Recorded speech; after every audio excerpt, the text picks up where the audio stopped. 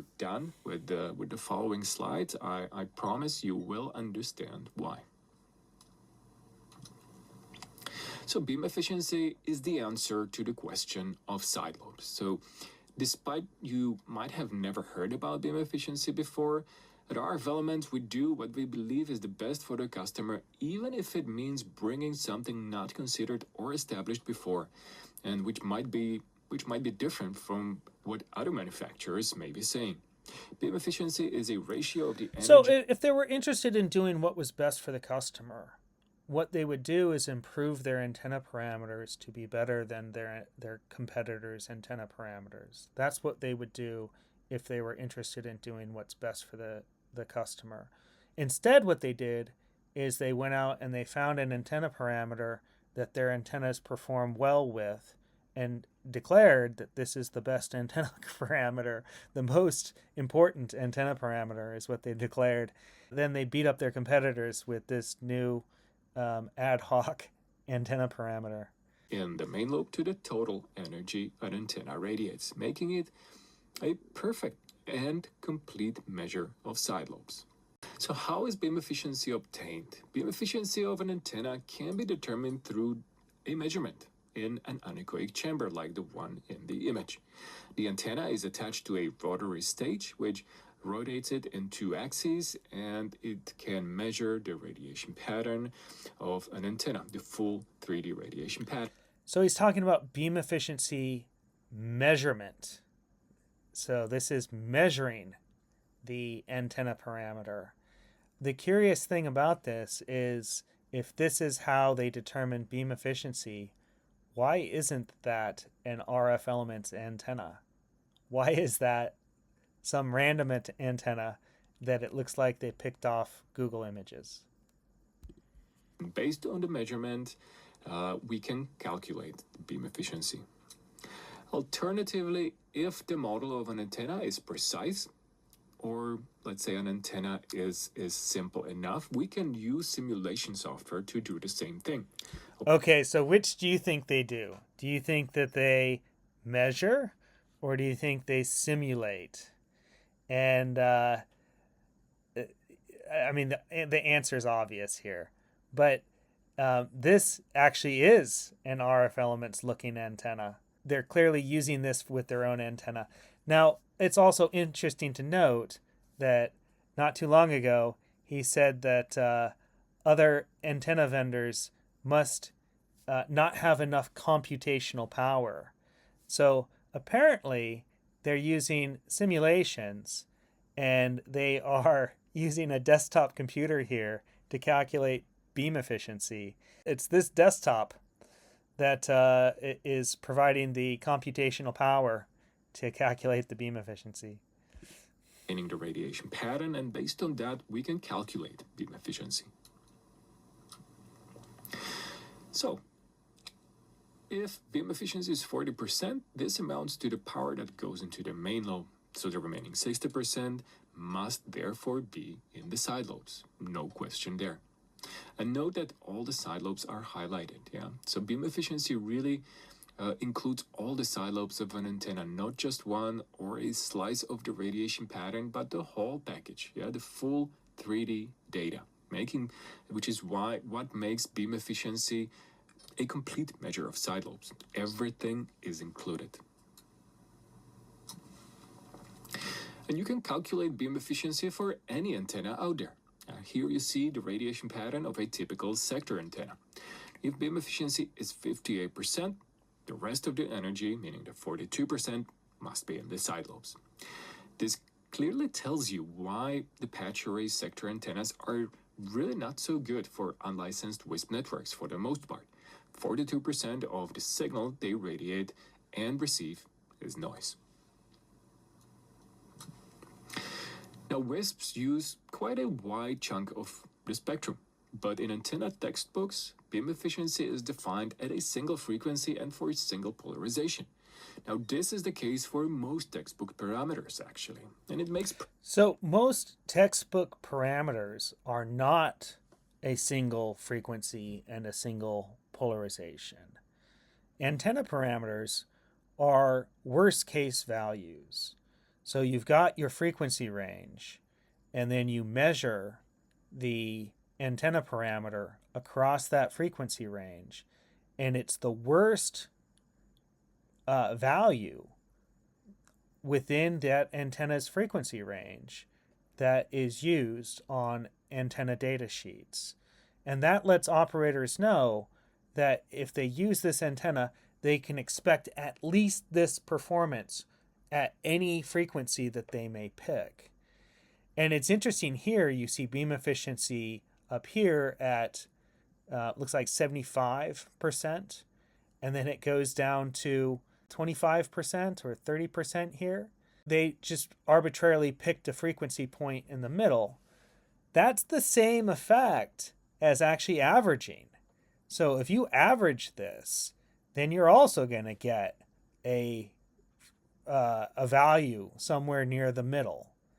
But what you need to know is worst case value, because you may operate at 6.0 gigahertz. And if that's within the frequency range of this antenna, and so you need to know how is it going to perform at any frequency range that I may pick. You may start up here, right? Or you may start here, and then you encounter noise and interference, and then you end up over here. But you need to have the edge cases. But for antenna parameters are worst case values. That's what they are. And RF Elements is confused about this. I think purposely confused about this, because what they like to do is they like to take their arbitrary value, their typical value is what they call it. So in the case of VSWR, they'll take their VSWR typical, whatever that means, and then they'll compare it against their competitors' worst case value. And then they'll say our VSWR is better than their VSWR because they're measuring their typical value against their competitor's worst case value. Do they do that with beam efficiency? Probably. I mean, if they do that with VSWR, why wouldn't they do that with beam efficiency? Sense to always consider any antenna parameter in the whole useful bandwidth antenna works and not just the single frequency point. And since WISPs use their antennas in a wide frequency band, it only makes perfect sense that an antenna should perform well in the whole bandwidth in all important aspects, including beam efficiency. Which is why we decided to actually average beam efficiency over the whole useful bandwidth, and on top of that for both polarizations. And the effect of this averaging is that it turns this textbook beam efficiency definition in a much more robust and reliable measure of the sidal. Okay, so they're taking the average of the vertical, and then they're taking the average of the horizontal, and then they're combining them into an average vertical and horizontal across the frequency range, and they're calling that their beam efficiency. The problem with that is if beam efficiency looks like the previous graph, or if the beam efficiency goes up and down and up and down and up and down like this, then the average is not giving you a complete information. It's giving you incomplete information. And you need to know how it's going to perform in the worst case situation, where, because you could use the antenna vertical polarity at 5.4, but this is assuming that all of the values are pretty close to each other. Then average seems reasonable. But if the values fluctuate a lot, and they could, then and by the way, averaging not useful, because that lets antenna vendors have a really bad value within the frequency range. So say for example, it looked like this, and then beam efficiency went down to a very low value at 5.1 and 5.0, shooting out radiation out the back, right? It's all side lobe and back lobe at that point. Well, if you're taking an average value, you could still pretend that your antenna is a good antenna. And RF Elements is known for this too. So with their gain drops off after 5.2. It just goes, and if you were to take average gain, then maybe their antenna would still seem reasonable. But that's why you need to have detailed data so that you can understand how it's actually going to perform. You need that level of detail. But also, you don't want to take averages for that reason as well. Than the single frequency and single polarization definition, or anything else out there, really. Vast majority of antennas used for sector. Okay, I'm going to mute and hit play so you can see the asterisks here. Based on full wave EM electromagnetic simulation. So they're comparing, says beam efficiency examples, sector antennas, asterisks. Asterisks is, this is computer modeled. This isn't measured. So that goes back to measuring it versus modeling it. And this is modeled. It's theoretical. What they also said previously is that if the antenna is simple, then you can estimate it with a simple antenna. Or if you have detailed models, then you can model it accurately. Now, they are measuring their antennas for which they have the antenna designs. They have the detailed models. Yes, for their antennas. For their competitors, how do they get Ubiquity's 90-degree horn and Ubiquity's horn 530? How do they know what the beam efficiency of this is? Well, they modeled it in their own software, but they don't have the original model, presumably.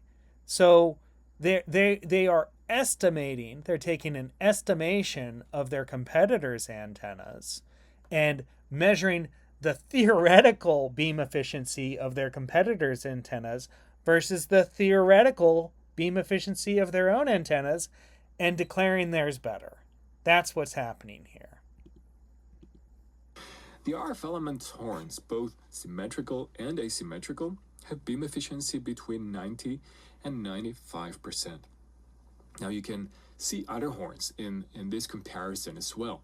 And this is to help you understand that it takes a considerable effort to design a horn antenna such that its beam efficiency is high. The stable and zero side lobe performance is not a given as soon as you have a horn, so be careful with that. But we do put a lot of effort into design of our antennas. So they're saying that depending on the design, and then depending on the manufacturing of the antenna, you're going to have variation in beam efficiency. And so just because it's a horn doesn't mean that it's going to have high beam efficiency. But they're beating up their competitors for having low beam efficiency. How do they know how their competitors actually perform in terms of beam efficiency? They don't. They're taking simplified views. And again, RF Elements is known for comparing their best case numbers versus their competitors' worst case numbers. How do we know they're not doing the same here? We don't, because they're not showing us the work. They're not showing us the calculation. They're not even telling us whether they have the original model or how they created the models to do their simulation. They're showing us no work. Likewise with the point-to-point antennas. So they just beat up on Ubiquity and now they're beating up on MikroTik. Again, unfairly.